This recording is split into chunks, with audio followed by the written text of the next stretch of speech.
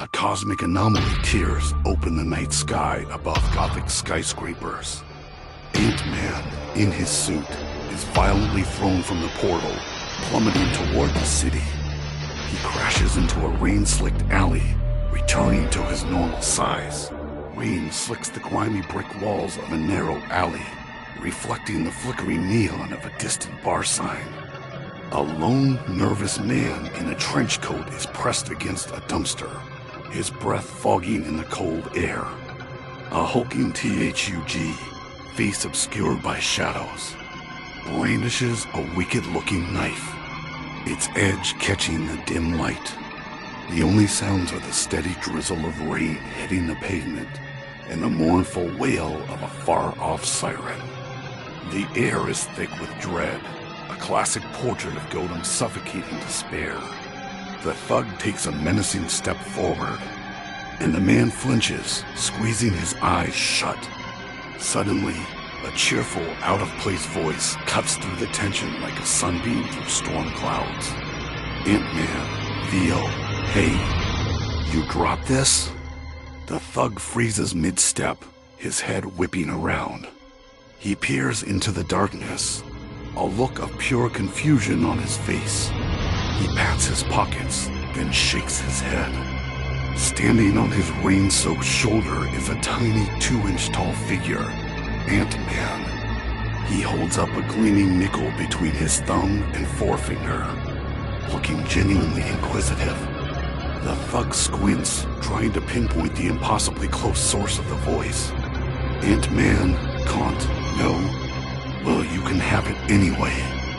With a flick of his wrist, Ant-Man lets go of the coin.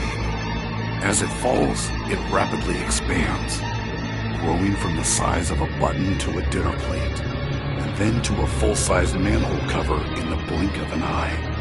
It lands on the thug's foot with a deafening clang that echoes down the alley, pinning his boot firmly to the asphalt. The thug stumbles, yelps in surprise more than pain, and finds himself completely immobilized. The previously terrified citizen, seeing his chance, scrambles away and disappears into the relative safety of the main street. The thug tugs at his trapped foot, grunting with effort, but the immense weight of the giant nickel holds him fast. Ant-Man, now back to his regular tiny size, stands proudly atop the oversized coin, hands on his hips. He surveys the scene, the rain pattering on his helmet, and shakes his head with a sigh. Ant-Man, can't. You know, for a city this gloomy, you guys have terrible street security. The Joker's maniacal laughter echoed off the walls of the sealed room, a sound that drilled into Scott Lang's skull. Greenish gas, thick and cloying, billowed from vents carrying the Joker's taunts. Having fun yet, little bug? Wait till you get a load of me. Panic began to claw at Ant-Man's throat, his breath hitching. Just as the chaos threatened to overwhelm him, a voice, gravelly and calm, crackled through his gums. It was a voice that commanded order in a world of anarchy. Breathe, Lang. Chaos has a pattern. Find it.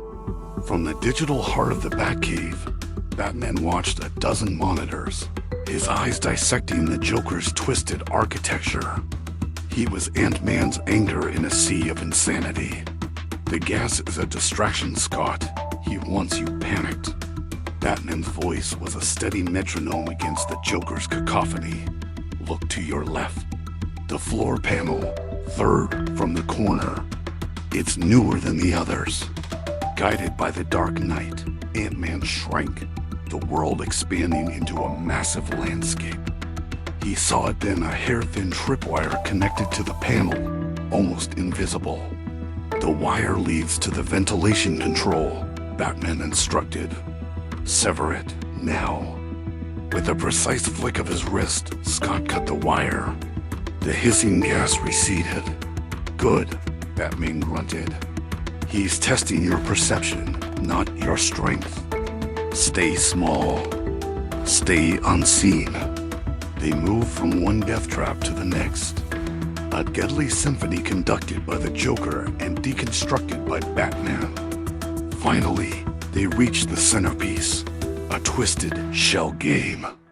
3 glass pods, each containing a figure in a nurse's uniform, were suspended over a vat of acid. Choose wrong and splash.